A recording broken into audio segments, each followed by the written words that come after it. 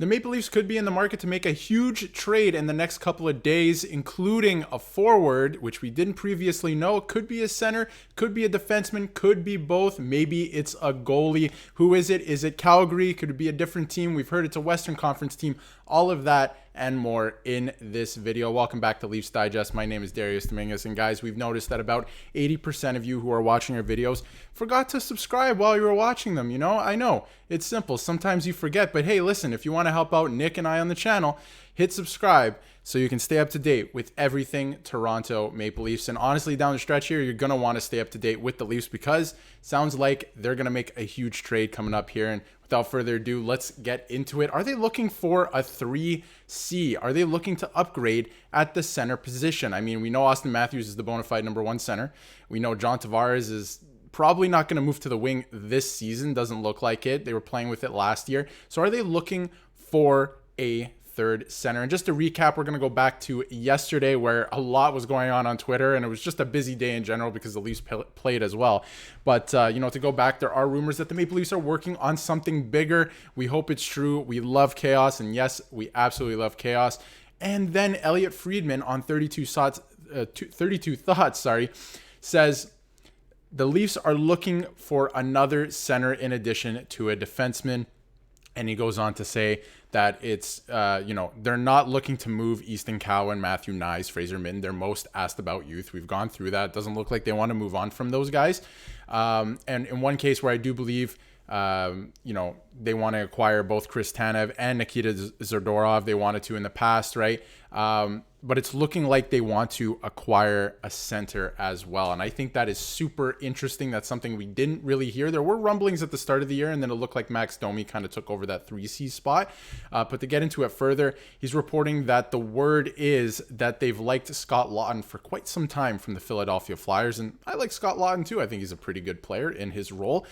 They were pretty close to acquiring him at one point, but Philadelphia's price was too high. And I think that's because he is a pretty good player for what he is, and he plays a really defined role, and I think that's why the Flyers are doing so well this year. Well, one part in the reason, right? But obviously there is a new GM there now, and with the Leafs, but you wonder if they circle back on that, and I think that's super interesting. I think Scott Laughton would be exactly the type of player the Leafs would want to get, could help them out. I mean, Philadelphia the Flyers are back to playing their brand of hockey, and I think Scott Laughton is a very, very good third line player. So, and definitely helps out at the center position as well. So that could be something to look at. You got to make the salary work, but something to look at. Piqued my interest. I thought I'd bring it up.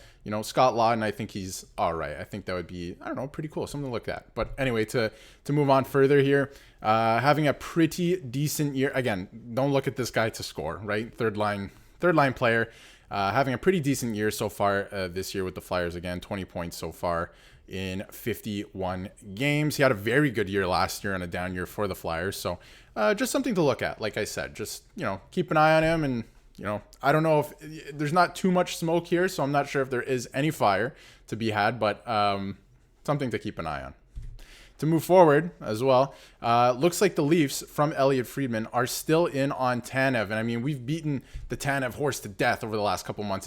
It sounds like, oh yeah, Tanev's going to be a Leaf. Oh, never mind. The price is too high. Elliot Friedman says the Leafs are still looking at Tanev. It sounds like he is their guy. And it looks like the Sens also want Tanev, but maybe in the summer when he becomes a free agent. I think that's something we have to consider as well. And we've talked about on the channel the last couple of days and weeks. I keep saying that if the Leafs are going to make a trade, it's got to be a big splash. If you're looking to just acquire Tanev, I don't know if that really makes sense for them, on top of the fact that you don't have the second that the Flames are looking for, so you're going to have to trade a first. And he's an unrestricted free agent. You need guys with term, and that's exactly why here it says, the Sens are looking to acquire Tanev, but in the summer when he's a free agent. So that kind of scares me as well. I think some of these guys, if they are to come to the Leafs, have to come with extensions, all right? But I think, again, something to keep an eye on. Will Chris Tanev become a Leaf? I think Brad Treliving really wants Chris Tanev, and I think Chris Tanev makes the Leafs better. I'm just not sure he makes them that much better on his own, and if he's an unrestricted free agent, especially if he walks to the Sens, let's say, in the summer, because, again, the Leafs don't look like they have it as much as they did last year, and then, they made a bunch of deadline deals last year that made them better, but everyone walked in the summer, right? And you're kind of left with nothing in a second round exit. I'm not sure you can repeat that, especially with how thin the prospect pool is coming up, right? It's a good pool, but it's a very thin one. So I think they have to keep an eye on that as well. And I'd be hesitant unless you can really upgrade. We made a video yesterday. Go check it out on Hannafin. A couple other guys, maybe Markstrom comes in. Who knows? If they want to swap goalies, and they're going to have to figure out all the cap stuff on that as well. There's, I'm not sure how they would figure that out. But yeah, something to keep an eye on. But anyway, to move forward, in the intermission yesterday, they were talking about the Leafs and a Flames trade. We keep talking about it. Sounds like the Leafs and the Flames are great partners for each other because obviously Brad Treviling, former GM of the Calgary Flames. And it sounds like Toronto could be acquiring a D/forward package, speculates away. Now, the D, if it's a 1-1, right? The D is Chris Tanev. I think there's no doubt about that, right? Like I said, we've beaten the dead horse, right? Don't look at his points, but these are his stats. Having a pretty decent year for Calgary so far, considering what they are. But you can't look at the stats. This guy is he's going to come in and be a good defensive defenseman for you. He's going to block shots with his face, like we've seen so far this year. You know what I mean? And put his body on the line. And like we've talked about, the Leafs need a right-handed defenseman, a good one at that, and somebody who's going to put his body on the line and play more like, Simone Benoit. That's why Simone Benoit is a fan favorite this year, because he's putting his body on the line. He's playing Maple Leaf hockey. The Toronto fan base wants guys who play like that. So that would be your guy.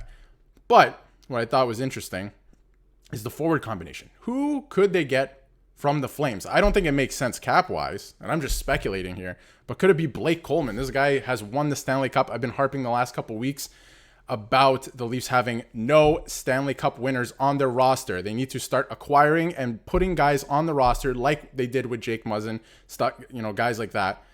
Put them on the roster, guys who've won the Stanley Cup. Matt Murray, I know it's a little bit different. He's a goalie, right? But they need more guys who've actually been there and done that to surround the core players, right? And I think Blake Coleman would be great, although he does make $4.9 million a year until 2027. So that's a lot to swallow. If you're going to, take on that contract, you're going to have to retain salary. I think the Flames would. So a first-round pick is going to be involved there. But again, I'm just speculating.